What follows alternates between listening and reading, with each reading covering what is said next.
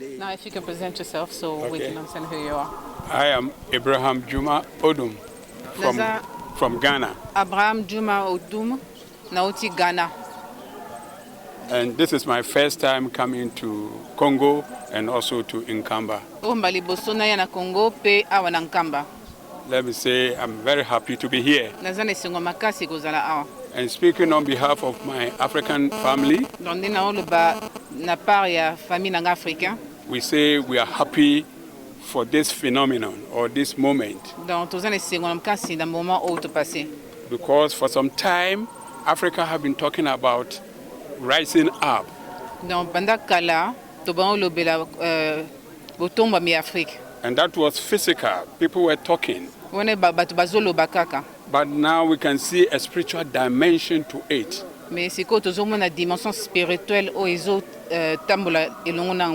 So it gives us hope that what Africa wants to do will really materialize. Because when the spirit and the body comes together,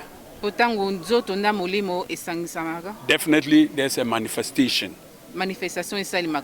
And I'm happy our European brothers are joining us in this exercise. And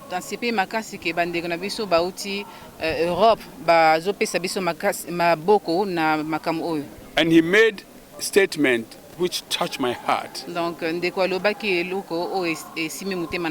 he talked about a black civilization.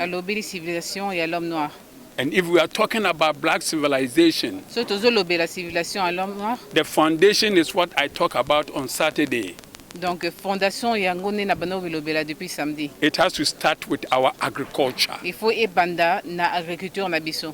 agriculture that we do here has been distorted.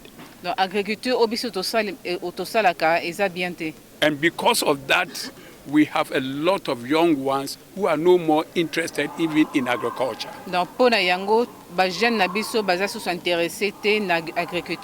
So with reference to this black civilization, I want to urge that we start with the youth. Donc, en référence na civilisation wana, nazo vraiment tia pression que il faut to banda na jeunesse.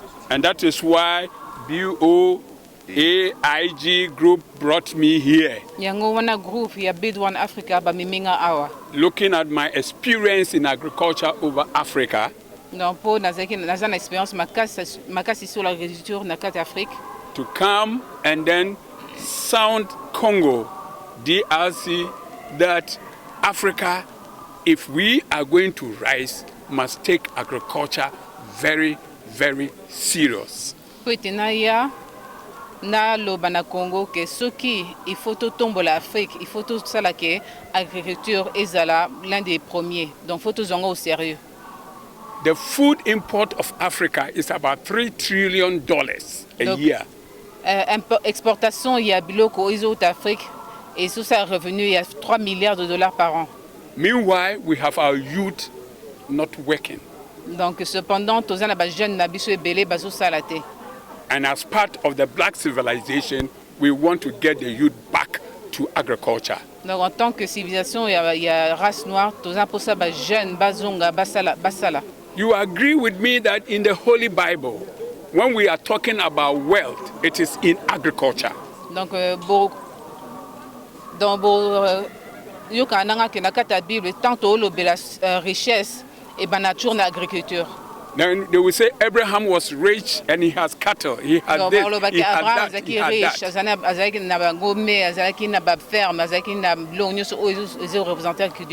We want to go back. And to do that, we have to give hope and a support to the youth. That is why the group here stands for. And we've had discussions along it. And very soon we see the group coming back to start a project here in agriculture,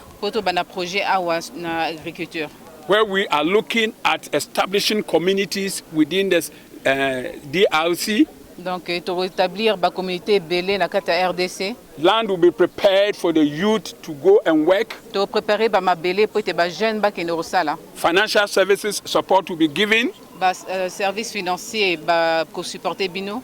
Houses will be provided for them to have comfortable place to lay their heads. To tongola bango pe banda ko pour te ba ko stabilité. And when they finish their product, they will have any worry. We will buy it and send it to where it is most needed. And besides, DRC people will have food cheap to buy. Tant ba aussi ça ko lona ba ozasu na problème te po biso to zana compagnie o baroya ba ko sombango po ba exporter yango. We went to Papa's farm here. To kinaki na ferme ya papa. And we were happy it's all organic. Donc elo CPC biso makasi za ke nyoso za bio. That is what we are going to project so that we can eat and be healthy. Place wana ne to pesa maboko po ete to banolia nyoso bio poto na santé malamu. Once the youth are working on the farm and getting money, the whole nation will have security because there will be no conflict again. Tango ba jeune baba no sala ba pesa maboko na ko lona to zasko sécurité to zasu na pasité. So our message is that our president should accept our concept, our idea, partner with the church, and then we will come and partner and make sure that what we are saying will come into pass. Le message na biso est président a accepté concept na biso à sa partenariat na lingomba pour ete biso to ya to sa musala pour na otombola mboka.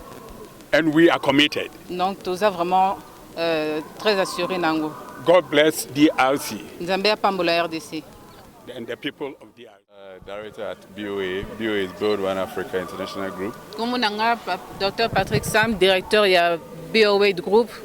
BOA International Group was born here. Groupe BOA e botamaki awa na Kamba. In Kamba. The reason why we formed BOA was to bring prosperity to the people of Africa. Donc to créa ki groupe BOA eza poto mema prospérité na baton Kamba. People talk about developing economies.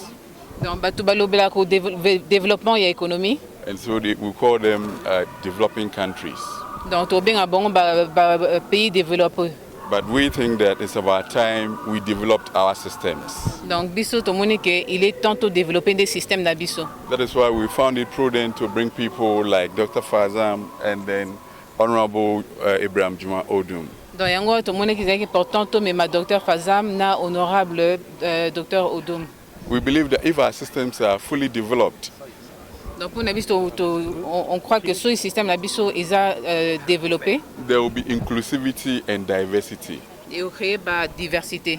And based on that, we will create economic growth goals for the teeming youth and masses who are unemployed. Donc à travers ça, et créer ba emploi na ba industrie belé pour na bato bazangi misala. We have been combing around the world and Africa.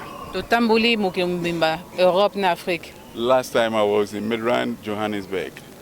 Kalate na zaki na Johannesburg na Afrique du Sud. Even though I come from Ghana, même si nga na uti Ghana, I was seriously thinking and talking about DRC. Na bano lobela kaka RDC. So I knew what was going through the minds of the people. Na ibi o batu babana o kanisa. What they would have said is that this guy is from Ghana. Why is he talking about DRC? Ba o loba muto a uti Ghana poni azo lobela ka RDC. Because I have that firm belief and conviction. On a zana conviction that when DRC rises, que soki RDC tombami, whole Africa will rise. Afrique mubimba Yolanda. That is why we have taken it as a duty call. Yango to moni ki za important. And to keep to be here. Que il fallait to zonga awa. We had a lot of things to do back home. To zena makome bele osana mboka na biso. The Holy Land. À part que visiter le own thing. To ka pe osama kam na biso moko. Mais to ti makam na to biso serve the good people of DRC. Pour te servir bato RDC. It is often touted. Donc souvent ils a douté that DRC is the richest country on earth in terms of natural resources. Que RDC est le pays le plus riche en termes de ressources. And under no circumstance should the people of DRC suffer.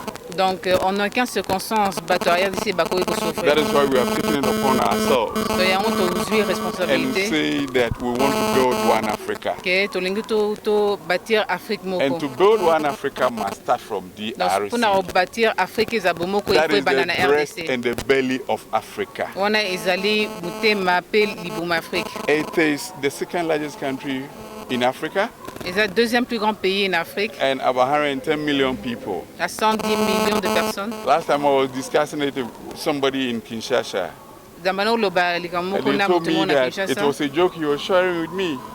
That when God was creating the world, when he got to DRC, he felt lazy and slept. So the rest of the resources he gave it to DRC.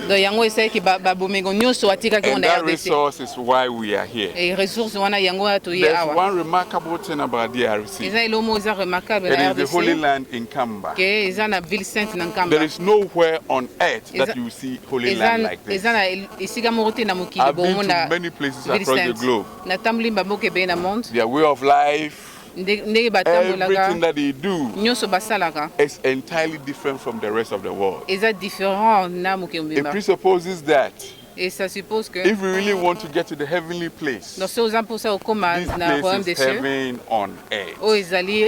So I would encourage every single individual from Kinshasa and across DRC a conscious effort to propagate the good news of the Kimbangu, so that the Kimbangu message can get to every doorstep across the globe. This is my wish for the Kimbangu church. They should keep the spirit high. All of us from across the globe will be Kimbanguist. So by the end of the world, where there will be paradise, the New Jerusalem that has been talked about in the Bible, humanity, all mankind will see that the Holy Land is the New Jerusalem that was spoken in the Bible. I give you all the blessings, and then we hope to work together and then help develop Africa together. Thank you very much. 6 avril est fêté naye elongo poza représentant légal ya tata Kimbangu. A toza na Kamba, tomoni ba papa na biso na ba mama na biso ba uti mokili mobimba. Normalement bangai koya 1000 personnes. Tant tokenda ki tourner, maman Ikombele Sylvia accompagné kinga, docteur Fazam, docteur Patrick elongo na docteur l'ambassadeur Tony Jaja et chairman docteur Gani. Basaleki ete tokutana na ba grande personnalité ya monde oyo bangai koya mais comme baza ba diplomate za état wana tata mokonzi ekolo ayebi pe dossier na mesa na ye akoyamba bango po ete développement Congo nde ba ye na nombre tokalaki 40 personnes na yango kokota na ville sainte tellement cérémonie zalaki cérémonie moko officielle comme chômé payé nde toyaki une vingtaine mosusu ba kozela biso na mboka Kisasa koya na bango ba yebi tata balandaka papa Simo Kimbangu bango bazana ba archive ngana eloko olobate tango papa docteur papa Bituvi Dikengani papa zakwa défendre des thèses na alobaki boye likambo grand-père isa bunda pc sila so etozo nyoka mabiso tu bato mwindo po biso nde tolingo yeba na biso tatate et tango ekoki ete tondima kimbangisme ezali bokoko na biso tondima yango pamba te bango babandi koya ezabilaka elobamaka na 21 awa ke mokili koya ekosala na biso na Isaïe 60 bogende kotanga na Exode so totangi 30 bomona ke Nzambe lobi bakoko na biso basala tabernacle kilongo yango wana oyo tochi kokota eloko mo ya sikiza te maya sima yango na liziba na Israël eloko ezalaka te bango bauti kuna sika ekomi na tango ete bakonzi Afrika surtout président Sassou Nguesso président Félix Antoine Tshisekedi Tshilombo président Joao Lorenzo basangana mitine tongamaka pona bango bazala tout en tout ya Nzambe na bango papa Simo Kimbangu kiangani poto tombo l'Afrique na nouvelle ordre mondial dans le kimbangisme. I am Sarir Kamalabadi. Bonjour, Bilomban Songa naza Sarir Kamalabadi. Son of this man over here. Mwana ya papa Fazam Kamalabadi. So, first of all, when I first arrived here, actually before I arrived here, I was nervous. I didn't know what awaited me. Donc, pour la première chose, tant na komaki awa, na yeba ite nazaki nerveux, na yeba ite eloni na okuta awa. It was my first time to Africa. Baliboso na ya awa na Afrique. And it was my first time to the Congo. Baliboso pe na koma na Congo. And I felt like there's a reason why I came specifically to the Congo. Donc na se sentait que ils ont la raison moko pourquoi na yaki spécialement awa na Congo. I started to realize that more and more Na bano réaliser ngo de plus en plus. As I set foot on this soil. Tant na nyati awa na Nkamba. When I approached the temple, tant na s'approcher na Nkamba na temple. I felt power. Na sentir nguya. I felt love. Na sentir bolingo. I felt, as a student who solely relies on reasoning and knowledge.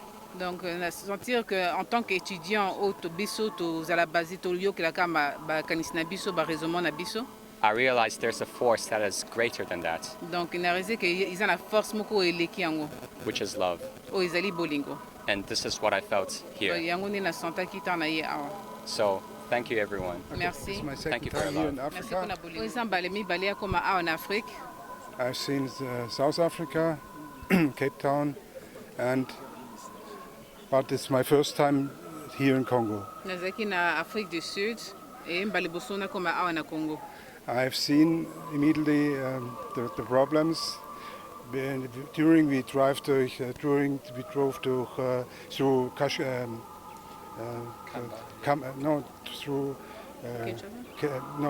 chapter. I've recognized these problems, and we must start together. More influence, more power, more energy for the change. Donc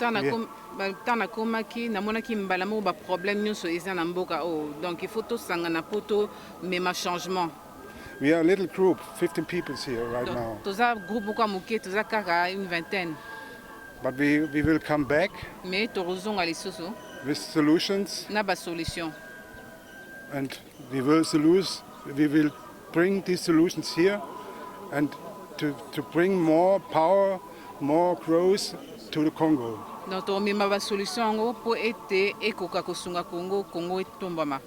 Thank you for your passion. What I have seen here is first the people. They're the kindest. The smile is the brightest. They're the most organized. And the most spiritual people that I've ever met. About the land, I felt how gentle the land is, how giving it is, and the future with the people and the land will provide not just for the people of Kamba, not only just the people of the DRC, it will be the reason for whole Africa, and it will unite the whole world. And African Americans will be very proud of you. And they will be here also to support you. I'm happy that I came to the heart of Africa. Merci. My name is Stefan and I'm from Germany, which is a very rich country. Not like Nkamba, not like Congo, not like Africa at all. But this is only material, and it's not for the people. If you see the people here, then you say Africa is so much richer than every country in the world.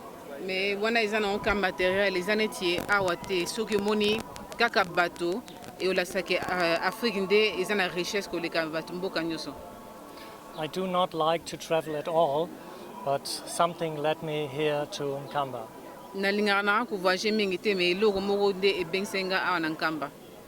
We've been at the mausoleum and we felt the spirit. And we talked with Papa Simon Kimbangu about the prophecy.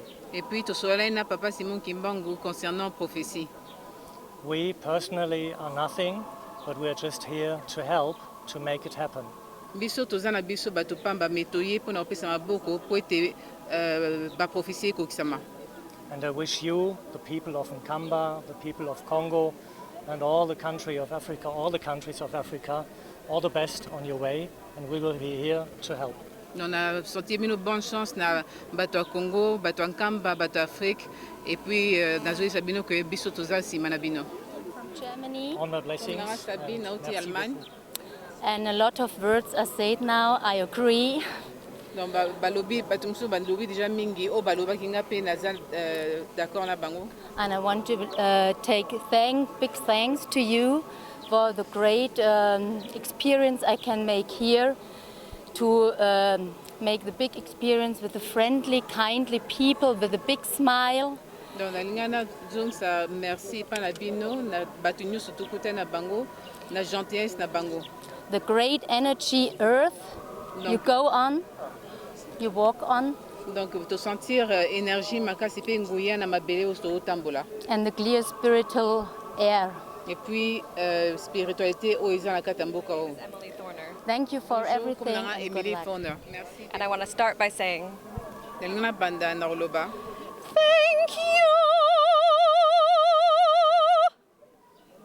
Merci. This has been absolutely life-changing for me. Donc expérience oyo eza échanger vie na. I work as an opera singer and a spiritual healer. Donc travail nanga naza chanteuse opéra et puis guérisseur spirituel. Back in January, I kept hearing Africa, Africa, Africa. Donc na janvier na banoyo kaka na mato nanga Afrique, Afrique, Afrique. I did not understand that the depths of where God was showing me to go. Until it became real and I was invited. You have something so special here. The heart and the soul of the world.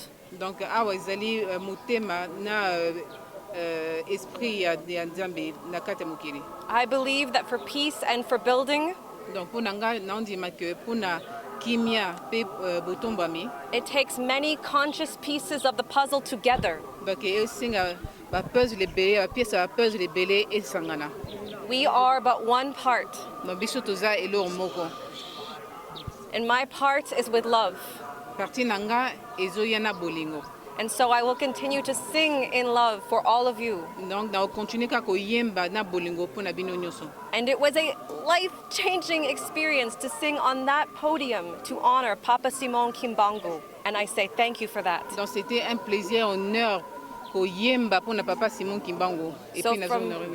from the bottom of my heart and my soul, I want you to know that I see you. I honor you. And I believe and hope you believe what's possible starting here. With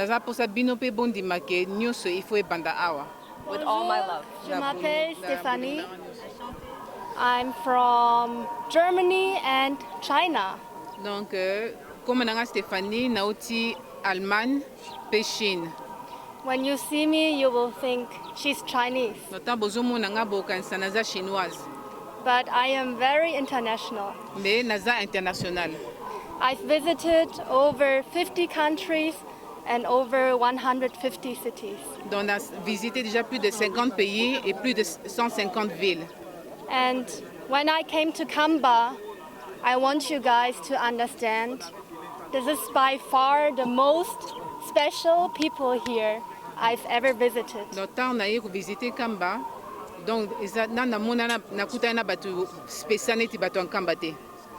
I want you to know that your strength is your pure heart, your big heart.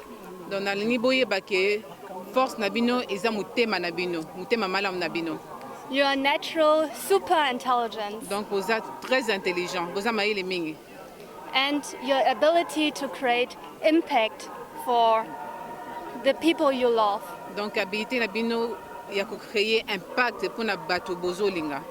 You're like a candle. And each one is a candle, and together It's a big, big positive impact change fire. I love you all very much. And we will come to visit you if you welcome us. We will share what we experience with many, many people, with thousands of people.